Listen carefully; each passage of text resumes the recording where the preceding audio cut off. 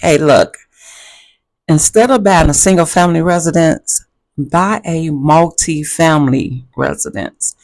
At least if you can get a 4 unit, or if you need to start off with a 2 unit, even if it's just to, like, if you need to rehab it a little bit, it doesn't have any like major structure or foundation issues or wiring and plumbing issues, like just cosmetics, some paint here, a little sweep in here, something like that.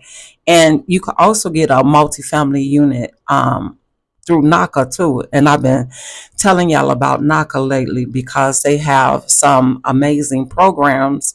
And I mean, like, if you can't get approved through NACA, then you can't get approved through anyone because nobody offer what they offer.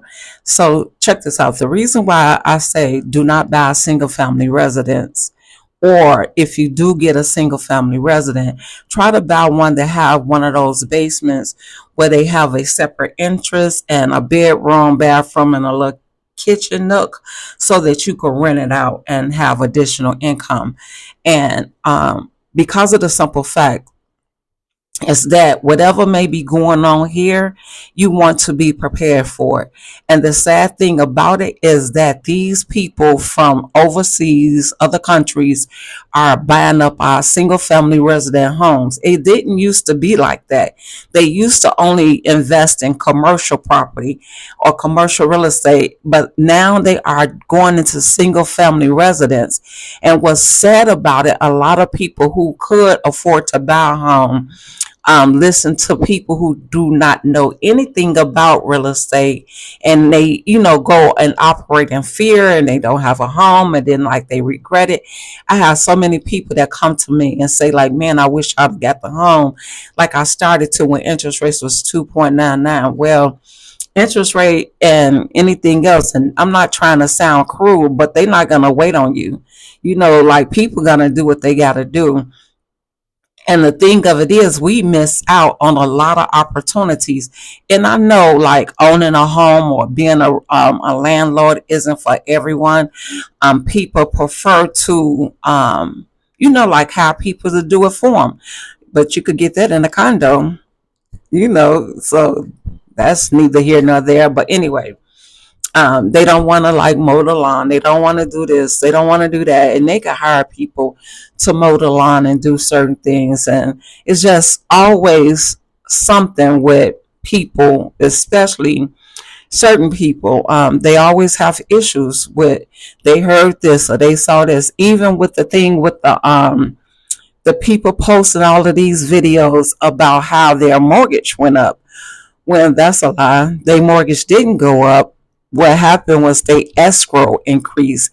And if they had a good loan officer or a good realtor, they should have explained that to them, that the escrow, especially if you're in a new subdivision or whatever the case may be, it wasn't assessed completely, and it don't get assessed fully until after like a year or 18 months or whatever the case may be. But what I've noticed is that people are repeating other videos just to, how they followers and stuff like that. And, you kind of secretly DM them like, oh, I'm sorry that happened to you.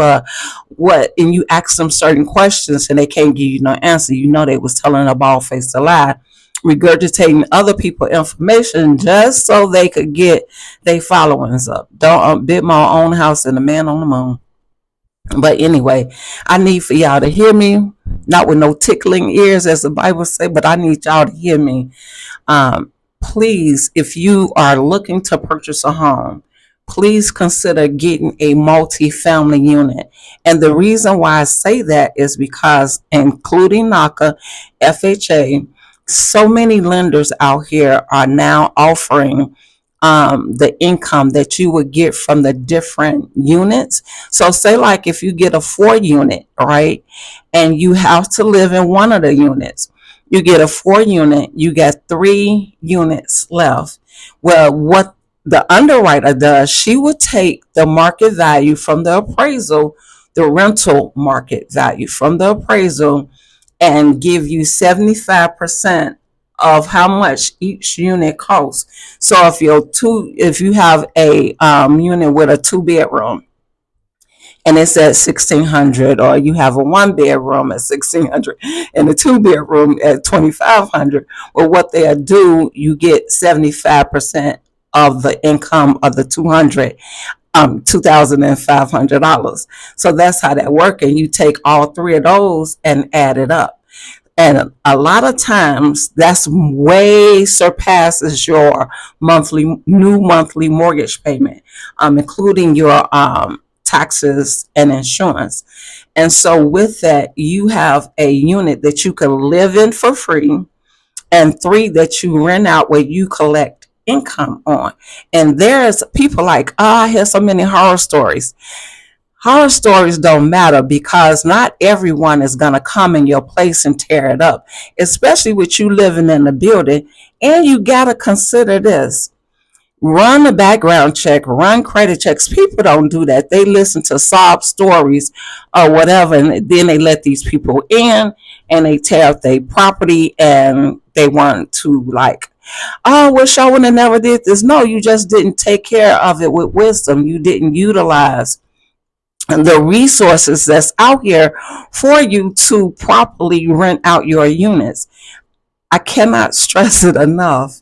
You will make enough money to pay your monthly mortgage payments and your property taxes and your insurance, and have a saving of emergency money just in case something happened, like a pipe bust or something like that. You know how sometimes we forget to run the water in the wintertime. You see, I'm sweating like crazy. I am in Phoenix, and it is hot, hot, hot, hot.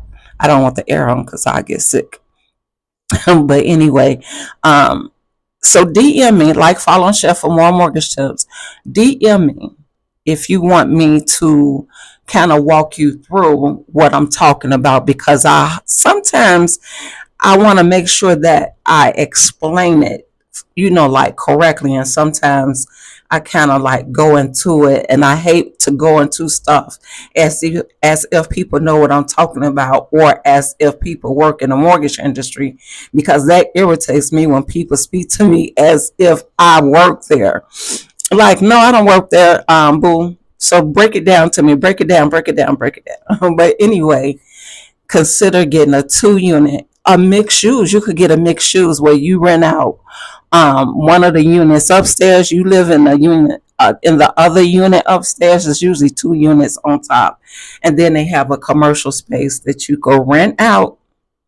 Or if you have a business, you can operate your business in that storefront downstairs. So consider anything that could make you additional money. Let's build wealth.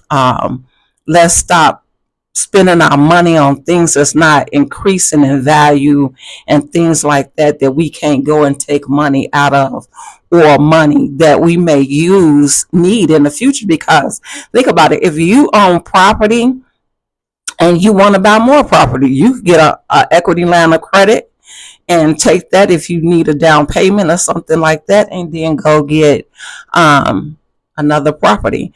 Another thing too, like I said, with NACA, you ain't gotta have all of that money, excuse me, down. You have no down payment, no closing costs. You just have earnings fees. And that's it. And they do multi family unit, and they interest rate is starting at 5.28. 5.28%.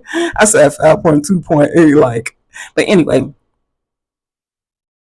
I think I did say it right. But anyway, that's another thing. FHA, you only have to put 3.5% down with FHA, including for a multifamily. So there's a lot of things to consider where you don't need an arm and a leg to purchase these properties. So think about it. They have 1% programs and 3% programs. Like, follow, and share, or DM me for more tips.